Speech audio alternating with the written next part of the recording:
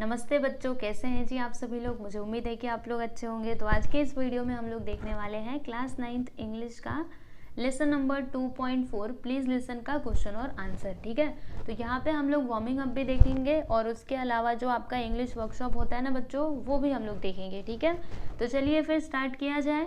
देखो बच्चों, यहाँ पे चिट चैट में क्या दिया गया है, ये अपने ना दोस्तों के साथ आपको डिस्कस करना है। पहला क्वेश्चन है कि व्हाट मेक्स यू लाफ, मतलब आपको क्या हंसाता है। तो आंसर देखो, जोक्स मेक्स मी लाफ, है ना। जब कोई चुटकुला सुनाए तो हमें तो हंसी आती ही है। इसके अलावा और आपको किस बात पे हंसी आती है वो भी आप लिख सकते हो। फिर अगला है कि व्हाट मेक्स यू एंग्री, हाँ बताओ बताओ किस बात पे आपको गुस्सा आता है। तो आंसर देखो, when someone take my phone, जब मेरा फ़ोन कोई ले लेता है तब तो मुझे बहुत गुस्सा आता है। हर एक इंसान को गुस्सा आता है क्योंकि फ़ोन अब सभी का जीवन बन चुका है, जैसे, है ना। एक दिन क्या, 1 घंटा फ़ोन ना छुओ तो ऐसा लगता है कि कुछ तो गायब है ना। तो अगर कोई आपका फ़ोन छुएगा तो गुस्सा तो आएगा ही, सही बात है। फिर अगला है व्हाट मेक्स यू सैड, मतलब आप किसकी वजह से दुखी होते हो, किस बात पे आपको दुख होता है। तो grief of others people ask me makes me sad, यानी कि जब दूसरों का दुख हम देखते हैं तो उस बात से हमको दुख होता है ना। दूसरों का दुख देख करके हंसी आती है क्या, नहीं, बहुत दुख होता है। हम सोचते हैं कि उनके दुख को कैसे दूर किया जाए, है ना। और यही बच्चों सच्ची मानवता है।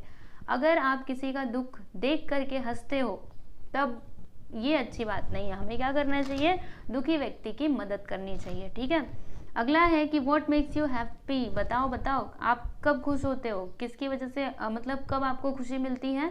तो आंसर देखो, playing with friends makes me happy, यानी कि अपने दोस्तों के साथ जब भी मैं खेलता हूँ या फिर खेलती हूँ तो मेरे को बड़ा अच्छा लगता है। समझ में आया आपको। तो ये हो गया बच्चों आपका चिट चैट कंप्लीट। चलो अभी आगे बढ़ते हैं और अगला सवाल देखेंगे, मतलब अगला क्वेश्चन। ठीक है, तो नेक्स्ट क्वेश्चन क्या है, ये एक गेम की तरह है बच्चों, जो ना आप अपने क्लास में खेल सकते हैं। ठीक है, देखो यहाँ पे कितनी अच्छी बात है, आपको गेम के बारे में बताया जा रहा है। चलिए देखते हैं क्वेश्चन क्या है कि फॉर्म ग्रुप्स ऑफ 6 to 8, यानी कि 6 से 8 के आप ग्रुप बना लीजिए। 1 पर्सन, यानी कि एक लीडर होगा, chooses 1 item, a picture, a paragraph और a lesson from any one of the 9th standard text books and writes the reference on a slip paper and folds it. ठीक है, other ask him her questions and try to guess what it is from his her answer. Follow the rules given below. सुनो बच्चों, क्या करना है मैं आपको समझाती हूँ। ठीक है, आप लोग वैसे ही करना। आप सबसे पहले ग्रुप बना लीजिएगा, फिर एक लीडर रहेगा। ठीक है, तो वो क्या करेगा, ग्रुप का लीडर वो ना 9th स्टैंडर्ड के टेक्स्ट बुक में से कोई पिक्चर या फिर कोई पैराग्राफ या फिर कोई भी लेसन ना वो चूज करेगा और उसको एक पेपर पे लिखेगा। ठीक है, लेकिन वो किसी को दिखाएगा नहीं, वो लिख करके उसको फोल्ड कर लेगा। ठीक है, अब जो बाकी के लोग हैं ना बच्चों, वो क्या करेंगे, उससे कुछ क्वेश्चंस पूछेंगे। ठीक है, मतलब क्वेश्चन पूछेंगे और फिर वो हाँ या नहीं में उत्तर देगा। ठीक है, उससे क्वेश्चन पूछा जाएगा, वो यस और नो बताएगा। समझ में आ रहा है। तो इससे क्या करना है, बच्चों को गेस करना है कि उसने उधर पेपर पे क्या लिखा हुआ है, कौन सा लेसन लिखा है, कौन सा पिक्चर या फिर क्या लिखा है, वो उनको गेस करना पड़ेगा। ठीक है, समझ में आया आपको। देखो यहाँ पे इसके कुछ रूल्स हैं। पहला रूल है कि the maximum number of question the rest of the group can ask is 20, मतलब 20 क्वेश्चन ही पूछ सकते हो, समझे। फिर you can not ask a direct question like what do you have in mind, मतलब डायरेक्टली आप क्वेश्चन नहीं पूछ सकते कि तुम्हारे मन में क्या चल रहा है। ऐसे पूछा तब तो चीटिंग हो जाएगी ना। आपको क्वेश्चन भी पूछने हैं थोड़ा सोच समझ करके। ठीक है, and you can ask WH question और यस और नो क्वेश्चन, आप कैसे भी क्वेश्चन पूछ सकते हो, यस और नो वाले भी पूछ सकते हो या फिर WH क्वेश्चन भी पूछ सकते हो। और लास्ट में है the leader has to give truthful answer. Yes everyone, जो लीडर है ना उसको भी सही सही आंसर देना चाहिए यस और नो में, नहीं तो उसने लिखा कुछ और रहेगा, कुछ और बताएगा, तब तो गलती हो जाएगी, तब तो वो कभी ना पहचान पाएंगे कि उसने चिट्ठी में क्या लिखा हुआ है, समझे। तो चलो बच्चों, आप लोग को ये गेम मैं खिलाई देती हूँ, यहाँ पे खेलो खेलो मजे से। देखो, अब लीडर ने पता है टॉपिक कौन सा चूज किया है, इंट्रोडक्शन टू इकोनॉमिक्स। ठीक है, ये एक लेसन है 9th स्टैंडर्ड का, तो इसको उन्होंने चूज कर लिया है। अब जो बाकी के बचे हुए क्वेश्चंस है ना, मतलब बाकी के जो बचे हुए बच्चे हैं वो उनसे क्वेश्चंस पूछ रहे हैं लीडर से। तो पहला क्वेश्चन इन्होंने पूछा, चलो आपको बताती हूँ। It is related to is it related to science और मैथ, पूछा इन्होंने कि क्या यह साइंस या मैथ से रिलेटेड है। तो इंट्रोडक्शन टू इकोनॉमिक्स नहीं है ना, तो लीडर बोलेगा नो। फिर इन्होंने पूछा कि is it from any language, क्या ये कोई लैंग्वेज है। तो लैंग्वेज तो हिंदी इंग्लिश होता है ना, मराठी होता है ये, तो लैंग्वेज नहीं है, तो उसने फिर से बोला ना। फिर do you think it is a part of social studies, आपको लगता है कि ये सोशल स्टडीज़ का पार्ट है? तो लीडर ने बोला यस, क्योंकि introduction to economics social study में ही आता है ना। फिर it is based on history और सिविक्स, मतलब ये हिस्ट्री के ऊपर बेस्ड है या फिर सिविक्स के ऊपर बेस्ड है, तो उसने नो में आंसर दिया। फिर अगला है do you agree that it is from geography, क्या ये ज्योग्राफी का है, इससे आप एग्री करते हो? तो यस। फिर उसके बाद can you tell what is based on, तो इन्होंने बोला what is it based on, तो इन्होंने बोला यस। फिर it is a part of economics, क्या ये इकोनॉमिक्स का पार्ट है? तो हमने बोला यस। फिर it is based on profit and loss, yes, क्योंकि इकोनॉमिक्स में ये आता है प्रॉफिट एंड लॉस। फिर do you think it is based on families income and expenditure, yes, introduction to economics, इसमें देखो फैमिली का इनकम एंड एक्सपेंडिचर भी आता है, तो यस बोल दिया हमने। फिर and how to spend our income, yes, तो ये भी हमने यस बोल दिया। फिर so it is based on our preference for expenditure, so it is based on our preference for expenditure, तो इसके बारे में भी यस बोल दिया। और फिर लास्ट में बच्चों ने ये गेस कर ही लिया कि उसने क्या लिखा हुआ है, क्या लिखा हुआ है, देखो बता दिया बच्चों ने, oh then it is introduction to economics, is it right? Yes, this is right. समझ में आया आपको? तो इस प्रकार से करना है, देख लो। तो आप लोग अपने क्लास में खेलिएगा बच्चों, बहुत मज़ा आएगा, ठीक है। जब आप बच्चों के साथ खेलोगे ना तब आपको बहुत अच्छा लगेगा, ठीक है। यहाँ पे आपको मज़ा नहीं आया होगा मुझे पता है, लेकिन आप अपने दोस्तों के साथ ज़रूर खेलिएगा। चलिए देख लिया इसको।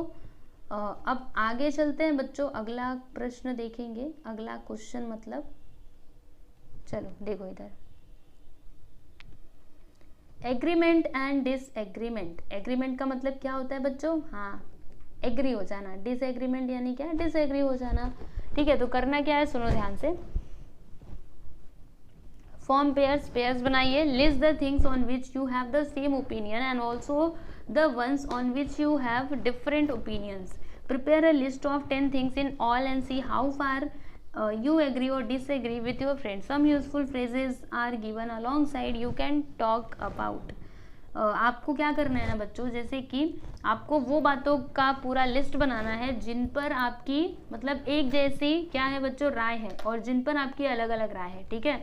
कुल मिलाकर आपको ना 10 बातों की लिस्ट बनाना है और फिर देखना है कि आप अपने दोस्त से कितना एग्री करते हो, कितना डिसएग्री करते हो, ठीक है, समझे।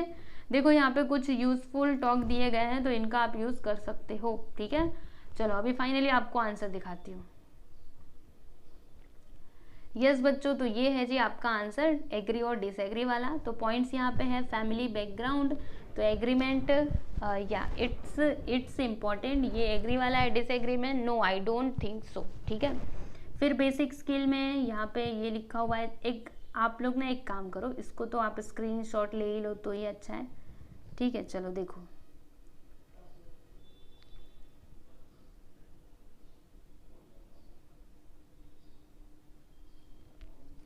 हाफ हाफ करके दिखाऊं, देखो ये आधा, फिर ये आगे का आधा,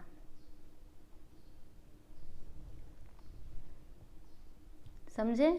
चलो बच्चों अभी हम लोग ना मार्जिन के क्वेश्चंस देखेंगे। चलो देखते हैं मार्जिन के क्वेश्चंस, ठीक है। यस, मार्जिन के क्वेश्चन पता है ना, जो टेक्स्ट बुक के किनारे किनारे क्वेश्चंस दिए रहते हैं बच्चों, वो क्वेश्चन देखेंगे। उसके बाद फिर हम लोग ना जो आपका इंग्लिश वर्कशॉप है उसको देखेंगे, ठीक है। तो इसमें पहला क्वेश्चन क्या है कि what is the difference between here and listen. देखो बच्चों, हियर और लिसन का मतलब दोनों में डिफरेंस क्या होता है, दोनों के बीच का अंतर क्या है। तो इसका आंसर देखिएगा, to ear means to receive with ear and the sound made by someone or something, to be aware of some sound. To listen means to क्या है यहाँ पे देखो, consciously give one's attention to a sound and try to understand it. देखो बच्चों, here and listen का मतलब क्या होता है। हियर मतलब क्या होता है, कुछ तो हमारे कान में हमको सुनाई दिया, मतलब कुछ साउंड हुआ जो हमको सुनाई दिया, ठीक है, समझ में आ रहा है। लेकिन लिसन का मतलब क्या होता है बच्चों, ध्यान से उसको सुनना, ठीक है। लिसन एंड हियर में यही डिफरेंस है। हियर यानी कुछ भी ऐसे आवाज़ें आ रही है, हम उसको सुनते जा रहे हैं लेकिन हम उसको समझ नहीं रहे, तो उसको हियर बोलते हैं। लेकिन लिसन का मतलब क्या, उस चीज़ को समझना, ठीक है। फॉर एग्जाम्पल देखो, यहाँ पे एग्जाम्पल भी दिया गया है कि I was trying to listen to their conversation but the audio was so bad that I couldn't even hear what they were saying. मतलब मैं उनको बात को समझना चाहता था लेकिन ऑडियो इतना तेज था कि मेरे को कुछ भी सुनाई नहीं दिया। समझ में आया? तो ये होता है डिफरेंट। लिसन मतलब मैं सुनना चाहता था, समझना चाहता था, बट मैं उसको सुन नहीं पाया क्योंकि ऑडियो बहुत ही हाई था। ठीक है, चलो देखो अगला क्वेश्चन है कि how old is the speaker in the poem, यानी कि पोएम में जो स्पीकर है बच्चों वो उसका एज कितना है, तो अराउंड 14 to 15 ईयर्स होगा।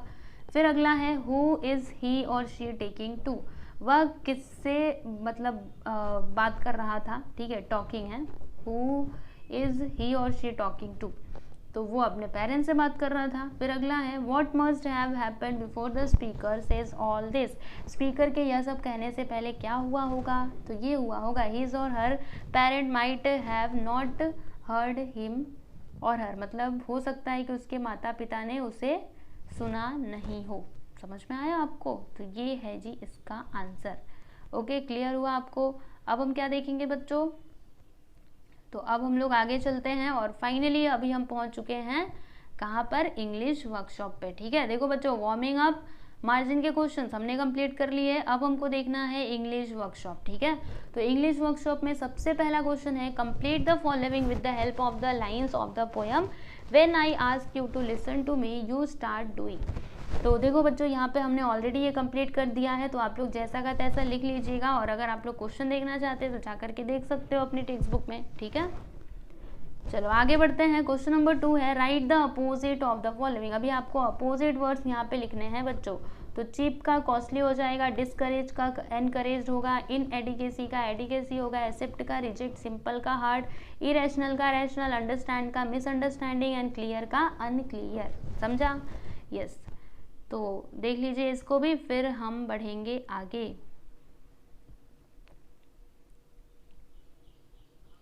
ठीक है बच्चों, हाँ चलो अभी आगे चलते हैं। अगला यहाँ पे क्वेश्चन है use the following charts to prepare a meaningful dialogues, use your ideas to fill in the blanks. तो देखो बच्चों अगर आप लोग क्वेश्चन देखना चाहते हो देन आप लोग अपनी टेक्स्ट बुक में जाइए और देखिए, आपको क्वेश्चन समझ में आ जाएगा। ठीक है, यहाँ पर मैंने ये आपका आंसर लिखा हुआ है बच्चों। ठीक है, मतलब नोटबुक में ड्रॉ करके। ठीक है, तो आप लोग इसको एक एक करके स्क्रीनशॉट लेना है तो लेते जाना, या फिर आपको पीडीएफ फाइल चाहिए ना तो वो आपको हमारे टेलीग्राम चैनल में मिल जाएगा। ठीक है, तो चलो अब मैं आपको दिखाते जाती हूँ, आप लोग स्क्रीनशॉट लेते जाना। देखो ये ए वाला है, यस देखते जाओ।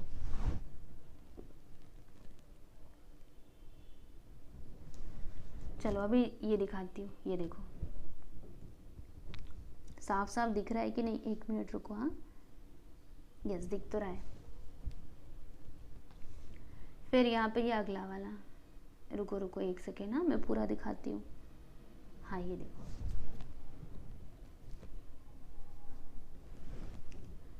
फिर यहाँ पर हाँ, तो ये कंप्लीट हो गया बच्चों। ये जो आपका क्वेश्चन नंबर 3 था ना, ये वार्मिंग अप ने इंग्लिश वर्कशॉप का, ये हो चुका है कंप्लीट।